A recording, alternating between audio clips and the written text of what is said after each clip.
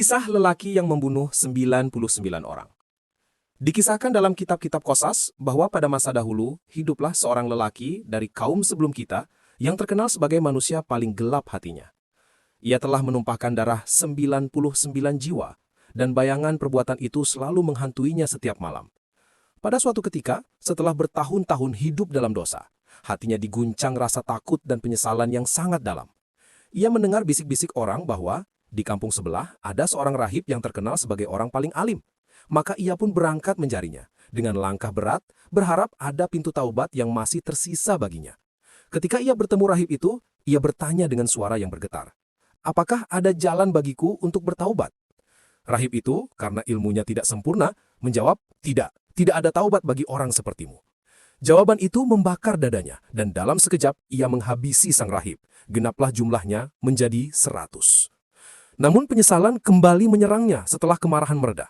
Ia mendengar bahwa di daerah lain ada seorang alim sejati, bukan rahib penyembunyi diri, tetapi seorang ulama yang memahami rahmat Tuhan. Maka ia mendatanginya dan kembali bertanya, "Apakah masih ada jalan bagiku untuk bertaubat setelah membunuh 100 orang?" Ulama itu memandangnya lama, lalu berkata, "Siapa yang berani menutup pintu taubat yang Allah buka? Tetapi tinggalkanlah negerimu ini, karena tempat ini buruk dan kawan-kawanmu buruk. Pergilah menuju negeri orang-orang salih. Di sana beribadahlah kepada Allah bersama mereka." Kata-kata itu menjadi cahaya pertama yang menyentuh hatinya setelah sekian lama. Maka lelaki itu pun segera bersiap, berangkat membawa seluruh penyesalannya. Ia berjalan jauh, melewati padang dan bukit, memaksa dirinya meninggalkan masa lalu.